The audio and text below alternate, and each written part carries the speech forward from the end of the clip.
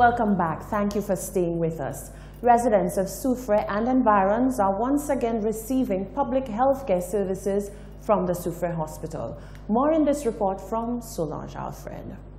Staff and clients of the Soufrière Hospital are today breathing a sigh of relief as public health care services have now returned to Soufrière Hospital since fire destroyed part of the facility on 2nd December 2017. Following the investigation into the cause of the fire by the police, the hospital was officially handed back to the Ministry of Health and Wellness about 2 months ago. The hospital has undergone deep cleaning, retrofitting, and electrical works in readiness for the reopening. Principal Nursing Officer of the Soufrière Hospital, Alicia Alexander, expressed gratitude to both staff and clients for their patience and understanding during the period which saw services move to St. Isidore's Hall and Etan's Wellness Center in Soufrière. She outlined the services which are now currently available at the Soufrière Hospital. Maternal and child healthcare clinics, medical clinic, pharmacy services, dental services, mental health care services. Alexander advised that urgent care services will remain at the Etan's Wellness Center until late August, while work is being undertaken to complete the A&E section of the hospital. Due to the 2 recent fires at the facility, she said more is being done to ensure the safety of staff and clients. We have increased security measures as well as personnel in ensuring that both clients and staff are secured. Having been displaced for more than 7 months, Alexander said staff were keenly anticipating the return of services at the Soufrière Hospital. Staff and clients are all excited to return back to Soufrière Hospital. We're coming into a place that has been retrofitted. Our walls are newly painted. We had cleaning services that did a wonderful job in cleaning the place. So we are all very excited and happy to be back at Soufrière Hospital. She noted that the Ministry of Health will inform the public when urgent care services will resume operations at the Soufrière Hospital. Reporting for Hot7 TV, I am Solange Alfred. Thank you, Solange. St. Lucia continues to receive unwavering support from a foreign organization seeking to improve the smiles of Caribbean people. More in this report from Rochelle Gonzalez.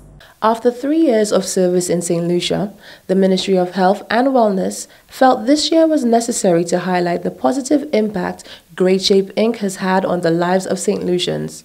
On Thursday, August 2nd, Senator Mary Isaac, along with other health officials, visited the Bordelais Correctional Facility to receive a first-hand demonstration of the operations and services conducted by Great Shape Inc.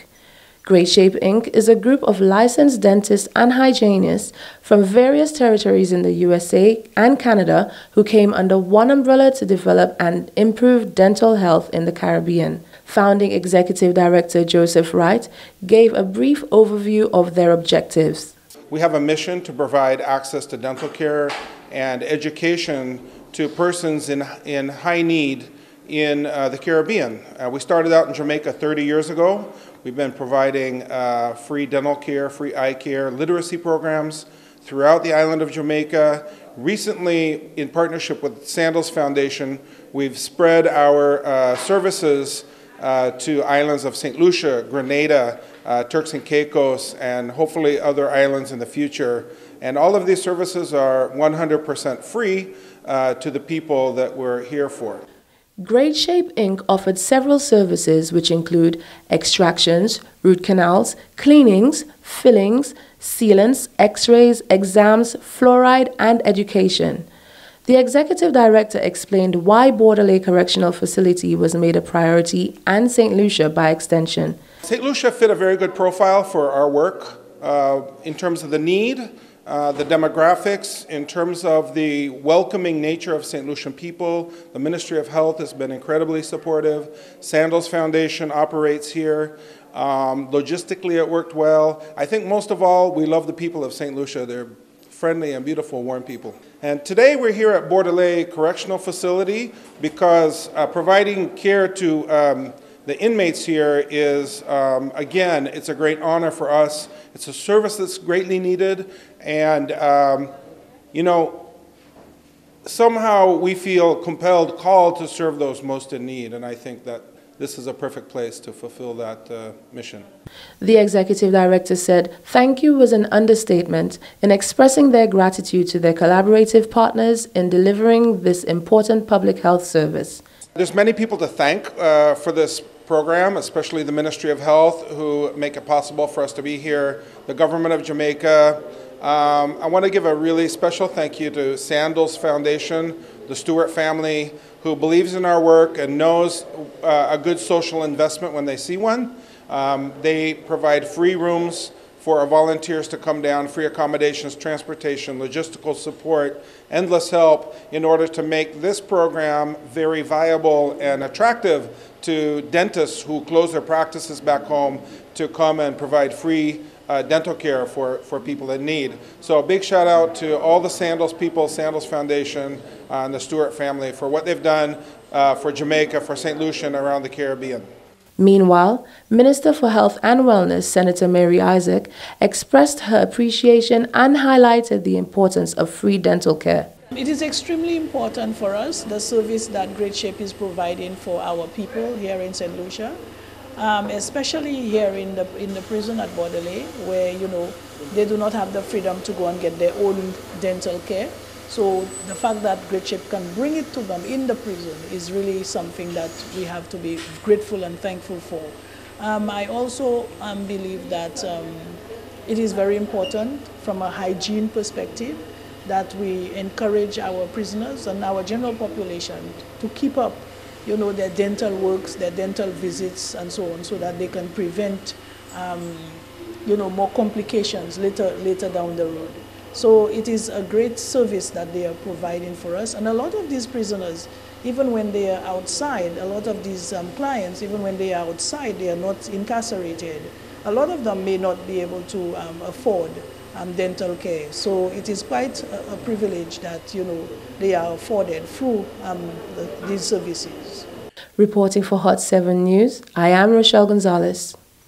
In other news, the World Health Organization states that vector-borne diseases are associated with 17% of the infectious disease burden globally and linked to an annual death toll that exceeds 700,000.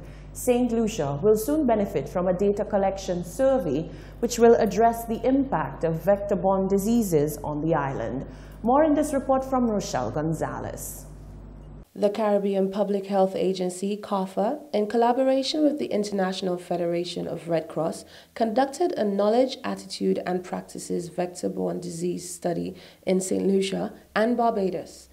The focus of this study is to gather a better understanding of the factors that impact behavior and decision-making relative to the prevention of arboviral diseases, with a special emphasis on Zika. Earlier this month, CAP training was organized with representatives from the Ministry of Health and Wellness and selected NGOs with prior experience in data collection surveys within the communities. Direction of the Bureau of Health Education, Natasha Lloyd-Felix, highlighted the importance of this training. Over the past years, many of us would recall that we had a number of mosquito-borne disease outbreaks in St. Lucia, from dengue fever to chikungunya and more recently Zika.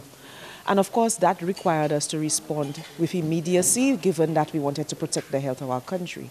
Part of which is providing education to our population, looking at behaviors that require modification and supporting the process of behavior change. She added that this survey will be national in scope and will impact every community using the representative sampling of households. So the data that will be collected will show us what people know, what attitudes are supportive of protecting their health, as well as what attitudes prevent protection of their health and put them at risk of infection, and also what their practices are. The data collected will facilitate better strategizing of messaging and interventions within communities. Dr. Cheryl Jones, behavioral scientist with CARPHA and workshop facilitator, said the training has prepared the participants to successfully go into the field to collect the required data. So we have actually a questionnaire that the persons have been trained to very well understand the questionnaire, but they've also provided us feedback on the questionnaire. Things like whether or not the wording of the questionnaire is relevant for a St. Lucian context. So I can ask a question and it can make a lot of sense to me as a researcher. However, a person in St. Lucia who is just, an average person who does that and get into all of the technical jargon that I would use may not understand what I'm trying to ask. Dr. Jones added that the CAP study will also focus on the main vector responsible for many of the vector-borne diseases. The community engagement activity that we seek to do after the CAP study or as a result of the CAP study would not just look at Zika, but look at all vector-borne diseases, specifically looking at the Aedes aegypti mosquito and ways to eliminate breeding sites, ways to reduce human risk of contracting diseases associated with that mosquito. The training workshop was funded by the European Union. The EU has a special interest in the impact Zika has had on Latin America and the Caribbean. In 2016, the World Health Organization declared Zika to be a public health emergency of international concern. 80% of the world's population lives in the tropics and subtropics, where the risk is greatest. Reporting for Hot 7 News, I am Rochelle Gonzalez. Thank you for watching. I am Lovely St. Amy Joseph. Good night.